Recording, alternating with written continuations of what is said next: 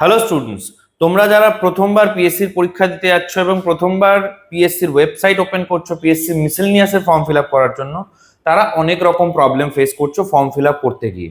বিভিন্ন কমেন্টসে আমি দেখেছি যে ভিডিওটা দেওয়া হয়েছে ফর্ম ফিল আপের নিয়ে, সেখানে বিভিন্ন কমেন্টসে তোমরা জানিয়েছো কি কি প্রবলেম তোমরা ফেস করছো। তোমাদের প্রবলেম নিয়েই এই ভিডিওটা, এবং সেই প্রবলেমগুলোর যথাযথ সলিউশন দেওয়ার চেষ্টা করব। কিছু জিনিসের সলিউশন হবে, কিছু জিনিস জানতে পারবে, বুঝতে পারবে, এবং সেই অনুযায়ী পরবর্তী এক্সামগুলোতে তোমরা অ্যাপ্লাই করতে পারবে। ঠিক আছে, তো ফার্স্ট যেটা আমি চলে আসি কোয়েশ্চেন, আমি এক এক করে ডাইরেক্টলি তোমাদের কমেন্টস তুলছি এবং সেগুলোর সলিউশন দেওয়ার চেষ্টা করছি। ফার্স্ট, আমার গ্র্যাজুয়েশন শেষ, তবে এখনো ফাইনাল রেজাল্ট, শান্তনু মুখার্জি, ওকে, ফাইনাল রেজাল্ট বা সার্টিফিকেট পাইনি, তাহলে আমি কি PSC miscellaneous form fill up করতে পারবো? এটার ডাইরেক্ট অ্যান্সার হবে হচ্ছে না, পারবে না। তার কারণ হচ্ছে এই ফর্ম ফিল আপটা 2024 অনুযায়ী, তো এর যে কোয়ালিফিকেশন গুলো চেক করা হবে সেটাও চেক করা হবে 2024 অনুযায়ী। তো যারা এবছর ফাইনাল ইয়ারে আছো বা অ্যাপিয়ার করতে চাইছো তারা কিন্তু অ্যাপ্লাই করতে পারবে না। এটা টোটালটাই রয়েছে 2024 অনুযায়ী, অর্থাৎ তুমি এজ ক্রাইটেরিয়া বলো বা কোয়ালিফিকেশন ক্রাইটেরিয়া বলো, দুটোই কিন্তু 2024 অনুযায়ী রয়েছে। ওকে, নতুন এজ রিল্যাক্সেশন কি অ্যাপ্লিকেবল হবে? যেটা নতুন গভর্নমেন্ট চেঞ্জ হয়ে আসার পরে বলা হয়েছে যে প্রত্যেকটা এক্সামের ক্ষেত্রে 5 বছরের ছাড় দেওয়া হবে, সেটা কিন্তু এই এক্সামটায় অ্যাপ্লিকেবল হবে না, কারণ এর নোটিফিকেশনটা আগে এসছে, এই গভর্নমেন্ট তৈরি হওয়ারও আগে। ওকে, নেক্সট, হিস্ট্রি অনার্স কোনটা দেব? ওকে, দেখো এখানে অপশন এরকম রয়েছে যে তুমি আইদার গ্র্যাজুয়েশন চুজ করবে, গ্র্যাজুয়েশন অনার্স চুজ করার পর আলাদা করে একটা কলম আছে দেখবে চলে আসবে, সেটাতে তোমরা চুজ করবে হচ্ছে কোন সাবজেক্ট। ঠিক আছে, মানে দুটো আলাদা আলাদা কলমে চুজ করতে হবে, এক জায়গায় নয়। ঠিক আছে, মানে গ্র্যাজুয়েশনের জন্য একটা কলম, সাবজেক্টের জন্য দেখবে আলাদা করে একটা কলম দেওয়া হয়েছে, দুটো আলাদা আলাদা কলম। এবং এরপরেও যদি তোমরা কোনো কিছু বুঝতে না পারো, 20 তারিখ অব্দি লাস্ট ডেট রয়েছে, তো তার আগে কুইকলি তোমরা কমেন্টসে জানাও কি কি প্রবলেম তোমরা ফেস করছো, তাহলে সেগুলোর সলিউশন দেওয়ার চেষ্টা করব। আশা করি এই রিলেটেড আর কোনো কোয়েশ্চেন তোমাদের নেই। চলে যাই পরের কোয়েশ্চেনে, স্যার কি কি সাবজেক্ট থাকে? ওকে, সাবজেক্ট রিলেটেড একটা ডিটেইলড ভিডিও বানানো হবে, কি কি সাবজেক্ট থাকে, কিভাবে প্রিপারেশন করবে।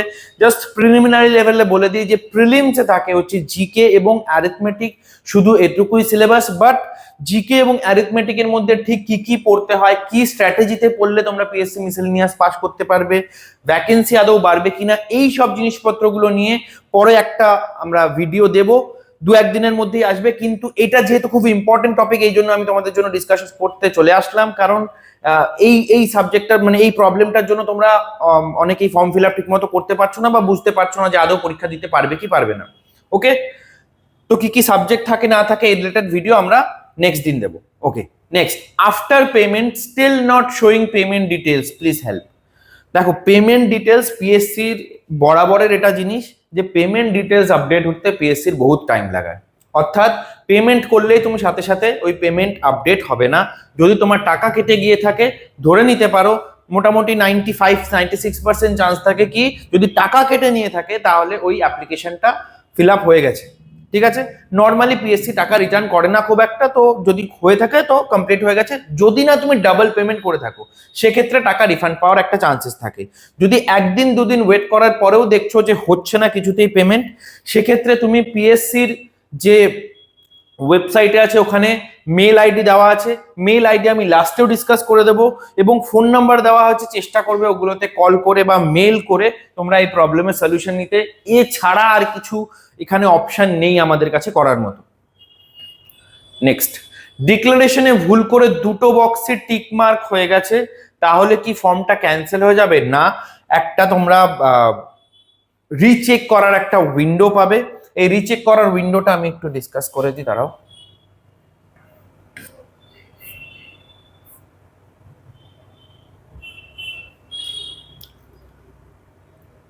ইয়েস, এই যে এখানে দেখো এডিট উইন্ডো দেওয়া আছে 22/5/2026 থেকে 28/5/2026। এই টাইম ডিউরেশনের মধ্যে কিন্তু তোমরা এডিট উইন্ডো ওপেন হয়ে যাবে, অর্থাৎ তোমরা অ্যাপ্লিকেশনটা আবার রিচেক করে তোমাদের মতন নতুন করে সাবমিট করতে পারবে। এটা কিন্তু রিসাবমিশন নয়, এটা জাস্ট একটা এডিট উইন্ডো। তুমি যদি কিছু ভুল ভ্রান্তি করে থাকো সেগুলোকে ঠিক করার জন্য এই টাইম লাইনটা দেওয়া রয়েছে। ঠিক আছে?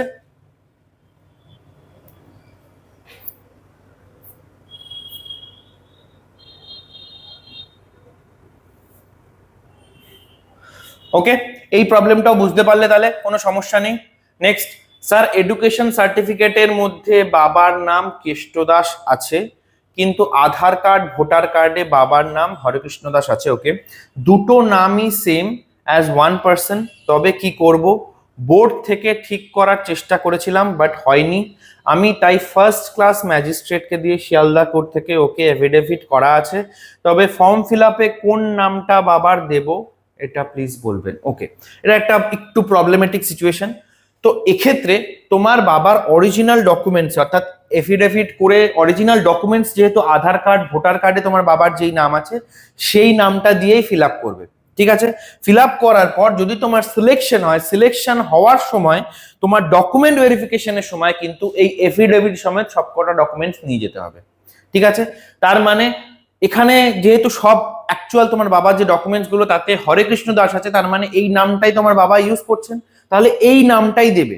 ঠিক আছে, এবার কেষ্ট দাস এবং হরেকৃষ্ণ দাস এই দুটো যে কনফ্লিক্টটা এটা দূর হবে তোমার হচ্ছে যখন ডকুমেন্ট ভেরিফিকেশন হবে। এছাড়া এতে খুব বেশি প্রবলেম হবে না, যেহেতু এফিডেভিট তোমার অলরেডি করা রয়েছে, বাট দেবে তুমি অরিজিনাল নামটাই অর্থাৎ Harekrishna Das.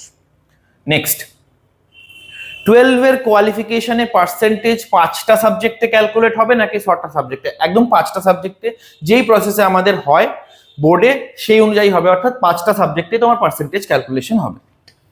Next, sir I am working on railways, I inform my head office, tick or not tick? কি করব, ওটাই কি টিক মার্ক দেবো কিনা? ওটা রিলেভেন্ট জব না, কি করব?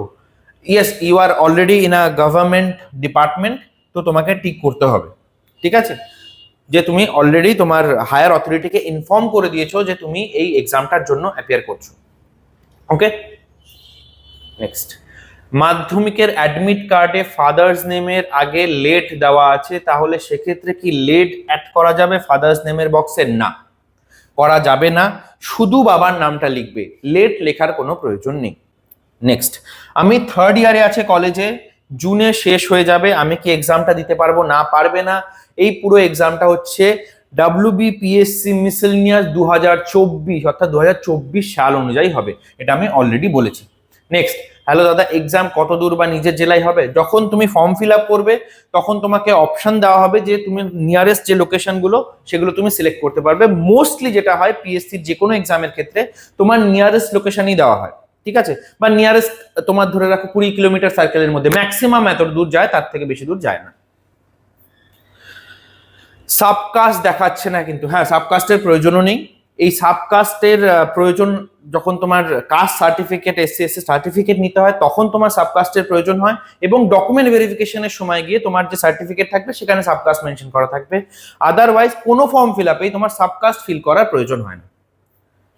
নেক্সট, বয়স 21+ কিন্তু তাও নট এলিজেবল দেখাচ্ছে, কারণ বয়সটা না হচ্ছে 1/1/2024 অনুযায়ী। যদি এখনো তোমার বয়স 21+ হয়ে থাকে 1/1/2024 কিন্তু তোমার বয়স 19 বা তার কম হবে, তার জন্য এটা নিচ্ছে না। ওকে, তো এই বছর তুমি এই পরীক্ষার জন্য অ্যাপ্লাই করতে পারবে না।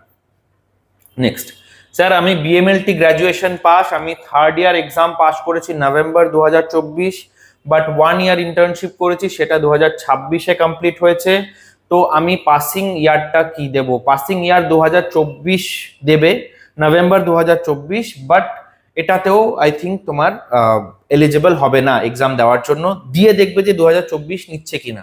ঠিক আছে, 2024 নভেম্বর 2024 দিয়ে দেখবে, যদি নট এলিজিবল দেখায় ফর্ম ফিল আপ করতে যাবে না, তুমি কিছু চেঞ্জেস করে 23 করে 22 করে ফর্ম ফিল আপ করে দিলে তারপরে কিন্তু আলটিমেটলি গিয়ে রিজেক্ট হয়ে যাবে।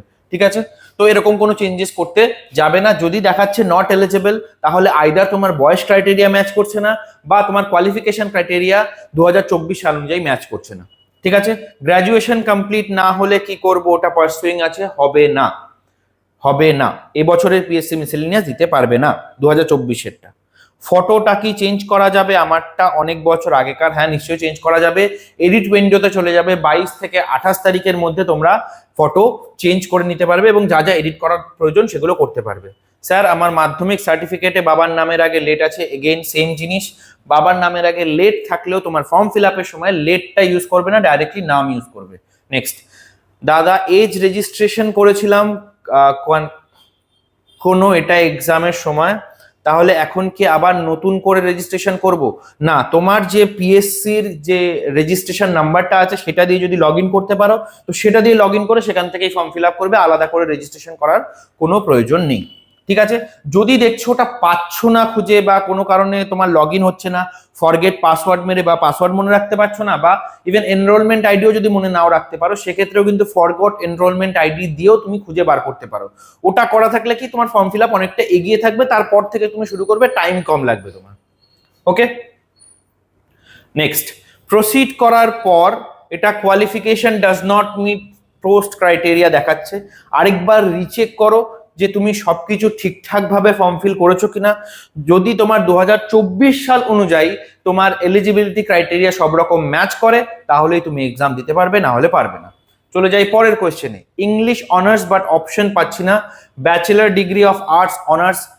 দেখো, bachelors degree of arts honours এটাই সিলেক্ট করতে হবে। সিলেক্ট করার পর তোমার সাবজেক্ট চলে আসবে, সেখানে তুমি চুজ করতে পারবে যে কোনটা তোমার, ইংলিশ হোক, হিস্ট্রি হোক, জিওগ্রাফি হোক, হোয়াট এভার। ওকে, এই হচ্ছে এডিট উইন্ডো, অলরেডি আমি বলে দিয়েছি, কোয়ালিফিকেশনও বলেছি। ঠিক আছে, 20 বছরের কম হওয়া যাবে না, কত তারিখে, 1/1/2024 তারিখ অনুযায়ী। ঠিক আছে, 1/1/2024 তারিখ অনুযায়ী তোমাকে এটা এলিজিবল হতে হবে। ঠিক আছে,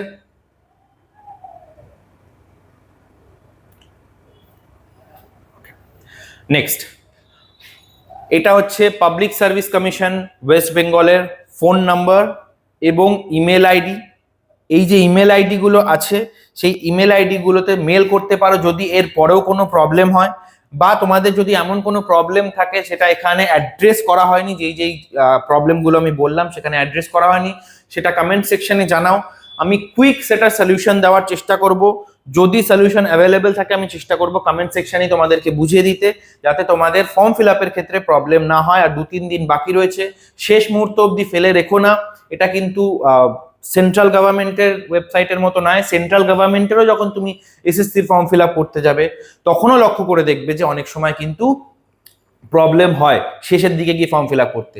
তো আজকাল এই ম্যাক্সিমাম এই 2 দিনের মধ্যে তোমরা ফর্ম ফিল আপটা কমপ্লিট করো।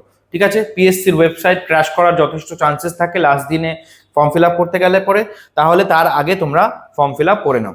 ঠিক আছে, আর কোনো প্রবলেম থাকলে অবশ্যই জানিও। দেখা হবে তোমাদের সাথে নেক্সট ভিডিওতে বা নেক্সট ক্লাসে।